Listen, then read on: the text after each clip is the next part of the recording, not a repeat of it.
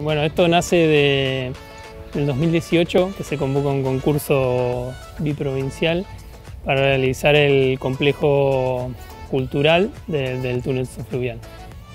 Apuntando a los 50 años del túnel, que se cumplían en 2019, de que el edificio pueda tener un centro de interpretación donde se muestre la historia de la construcción de este hito y un nuevo auditorio. Obviamente yo estoy en representación de un equipo que es más grande y fueron los que trabajamos en ese concurso que tuvimos la suerte de ganar y después desarrollar para que el túnel hiciera la obra. La gran apuesta fue, creo que, dividir el edificio en dos, porque nunca se hablaba de dos edificios, sino que era uno, y nosotros, que se iba a ubicar al final, contra el country, contra el río. Nosotros lo dividimos en dos para generar lo que se buscaba en base, que también era crear una especie de parque, un recorrido, que haya dos instancias y que se culmine en la tercera instancia, que era el edificio de Mario Roberto Álvarez, que es el existente y el original. Y eso creo que también ayudó a la situación de la economía local, que pudiéramos construir una primera etapa gracias a que lo dividimos en dos. Si no, quizás era inviable construir todo junto. Se construyó la primera etapa, que es el centro de interpretación, que es un pequeño museo de la historia de la obra del túnel subfluvial, que es esta obra que ha sido tan importante para la región.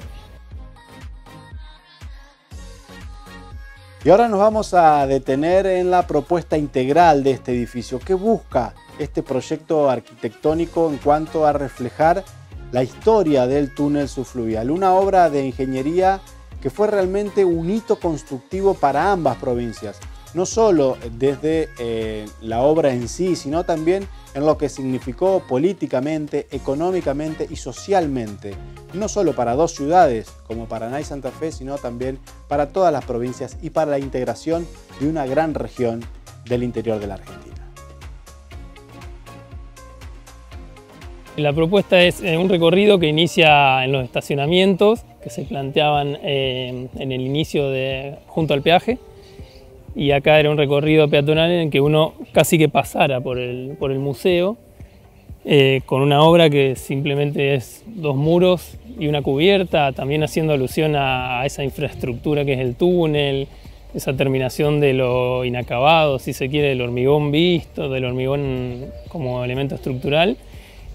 Por esto se pasaba, se veía la historia y se culminaba en el recorrido en el otro edificio, que se veía el video y luego se subía a la terraza para ver el río Paraná y las dos antenas de cada lado de cada provincia, que son simétricas e iguales.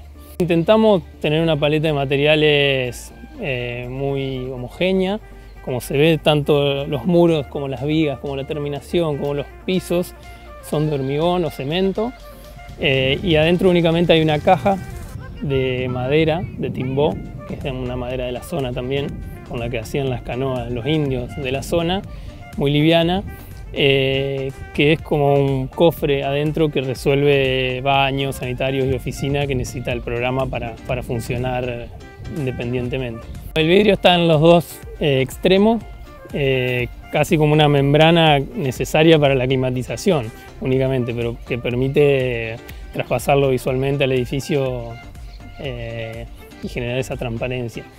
A su vez, tiene un vidrio que tiene un tinte, obviamente, porque adentro hay que tener una atmósfera más controlada de luz, y se abre al oeste, o sea que el único momento que le entra luz es al atardecer. Entre vigas hay unos vidrios también que vamos a ver cuando vean las imágenes interiores, que deja pasar la luz casi del atardecer, como que durante el día está muy en sombra para ver la exposición, y al atardecer entra la luz al edificio. Y ya conocimos lo construido, ahora nos vamos a centrar en esta parte de la nota con el arquitecto Müller en relación a lo que resta construir. ¿En qué consiste la segunda etapa de este proyecto de centro de interpretación del túnel subfluvial? El otro edificio planteaba otra área que también un hall que se pensaba para exponer también. Planteaba, además del auditorio, como una cocina y un espacio foyer del auditorio para poder generar eventos también. Y en ese momento en las bases se pedía que el túnel lo pueda usar para alquilarlo para algunos eventos que sean de teatro o algo así, que tenga un pequeño catering. Y después la terraza, que era como una terraza pública, donde se podía terminar el recorrido y estar ahí a la sombra mirando el río. Eran dos actuaciones casi simétricas.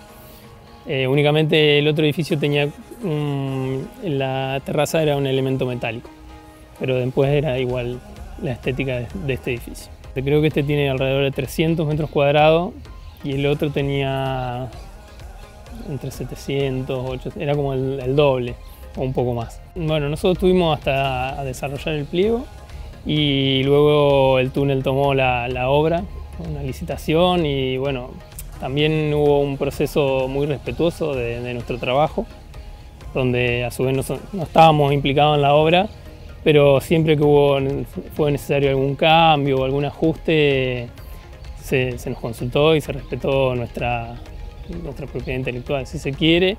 Y bueno, también quiero halagar también el trabajo de las empresas que estuvieron acá, como la familia Josami y gente local que lo tomó también como un desafío y como algo propio, y logramos un buen resultado, creo, gracias a eso. Este espacio complementa la visita guiada que se hacen todo el año acá por el túnel, cuando vienen las delegaciones. O sea, la visita guiada comienza en el complejo social, que te estábamos comentando recién, y termina y viene para este lado, digamos, para la zona de comando, el emplazamiento del centro de interpretación, que está a la espalda nuestros, y la sala de comando del túnel. Acá lo que ustedes ven, como explicó el arquitecto recién, ven es una estructura nueva que se hizo, que lo construyó el túnel subfluvial, y tiene en sus paredes puesto fotos seleccionadas por el grupo del túnel que trabajó en ese momento, la gente de archivo y los encargados técnicos del montaje de este edificio. La idea era, digamos, plasmar en 4 o 3 fotos cada una de las etapas de la construcción del túnel. Así el momento de la parte de lo que es la concepción donde se hacían los tubos, vendría a ser donde se generaban los tubos. Después la etapa siguiente, que era la etapa de las armaduras y la parte de encofrados. Después el proceso del hormigonado, que fue uno de los procesos muy claves del túnel. Y después se muestra la herramienta más importante que tuvo el túnel, que fue la isla flotante, que en paralelo con las dragas hicieron el trabajo fundamental de profundizar los tubos, de meter los tubos en su lugar, en su posición original, en su posición que tienen ahora. Y también se ve los momentos de construcción de las rampas, de los edificios de peaje, de los edificios de ventilación, donde estamos aquí, el edificio de ventilación, donde están los motores, y como te decía, los edificios de peajes, y una etapa que se hizo en el periodo de los 90, que fue la cubierta del túnel, que todos sabemos que fue hecha en la década del 90, que permitió darle estabilidad definitiva al túnel subfluvial. Y quienes no fuimos testigos de lo que significó la construcción del túnel, pero escuchamos de nuestros padres, de nuestros abuelos, lo que era la provincia de Entre Ríos antes de la construcción del túnel subfluvial, realmente que podemos valorar una obra de este tipo y lo que significó para toda la infraestructura de la región. También con un gran impacto en todo Santa Fe y en toda la zona cercana a la obra. Pero para eso se aplicaron tecnologías de última generación para la época, y gran parte de eso, con videos, con maquetas y con distintos elementos y equipamientos que se utilizaron en esa época, se pueden encontrar en este centro de interpretación. Hay un plano que, digamos, posiciona el túnel en el tiempo relacionado a la construcción de los otros puentes, haciendo hincapié por ejemplo, Rosario Victoria y los demás puentes que se hicieron antes. Un mapa muy gráfico que cuando viene una delegación uno le muestra dónde está y la temporalidad de en qué momento se hizo esta obra, que fue siempre previa, y las otras obras, culminando con el 2003 del Rosario Victoria. Después hay dos estructuras que se le imaginaron los chicos. En una están una secuencia de mapas, de planos, digamos, digitalizados, que uno, por ejemplo, viene y se pone ahí y empiezan a correr cada 10 segundos el plano. Entonces uno va viendo de esta selección los distintos tipos de armaduras, los cortes del túnel de ese momento, los planos que le llaman de conforme de obra. También hay otro lugar donde hay otro televisor donde se ven la firma de los tratados, digamos, la parte legal, la parte de letras. Y del otro lado del mismo edificio, que invitamos a la gente a venir a visitar, hay elementos de museo. Esos sí son bien elementos de museo que corresponden a a herramientas o equipamientos alemanes o japoneses que se usaron en su momento en la construcción del túnel en el periodo 62-69. También hay dos televisores grandes donde hay una proyección permanente de videos cortos de la construcción de un lado y del otro. Entonces cuando alguien viene a ver, pues se puede enganchar con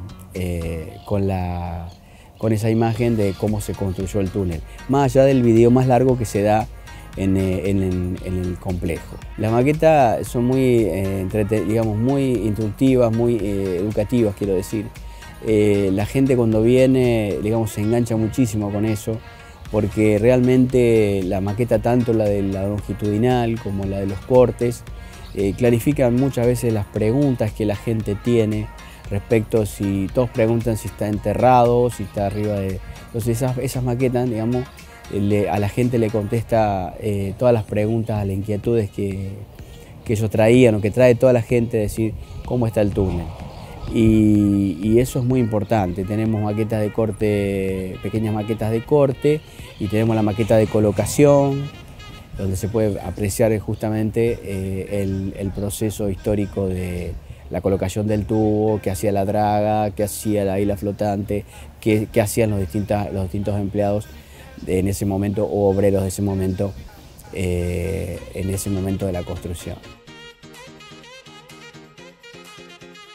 Y realmente que es también muy valorable poder transmitirle a los más jóvenes lo que implica una obra de estas características y todo lo que significó en su época. Para esto sirven estos espacios y para esto también se debe finalizar la segunda etapa de la obra, que permita realmente ampliar y darle otra escala a un proyecto como este. Le consultamos a Augusto Cortés cuándo se puede pensar en la construcción de esta segunda etapa y cómo funciona actualmente este centro de interpretación. Para todos aquellos que están viendo este programa y que le dan ganas de ir a conocer este nuevo espacio en el túnel subfluvial.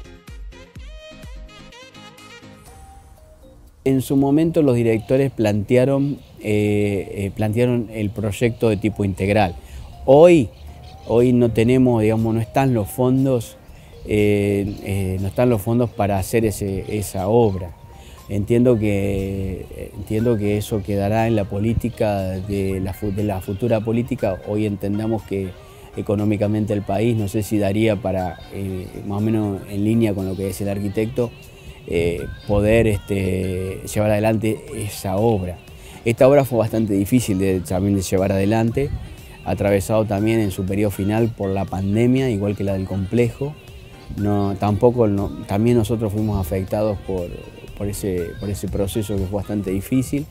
las obras a mitad de camino, la dificultad de conseguir el recurso, que eso fue muy dificultoso, pero entendemos que la consecución del trabajo, la obra muy bien terminada y hecha bien por la empresa y un producto que la verdad que venir a visitarlo es excelente. Las delegaciones, de lo turístico, de lo educacional, de lo cultural, es muy importante tener este tipo de estructura en nuestro lugar. Puede venir cualquier vecino, cualquier persona que cruce.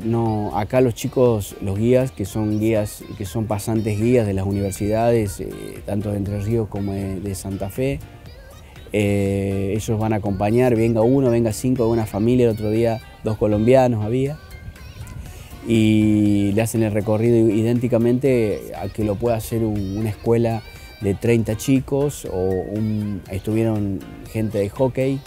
Vez pasada, cuando se hizo el campeonato, estuvieron recorriendo las instalaciones. De todos los días, de 8:30 a 17:30, la visita completa se hace empezando en el complejo y terminando en sala de comando, que le van a explicar con mucho más detalle lo que estoy diciendo ahora.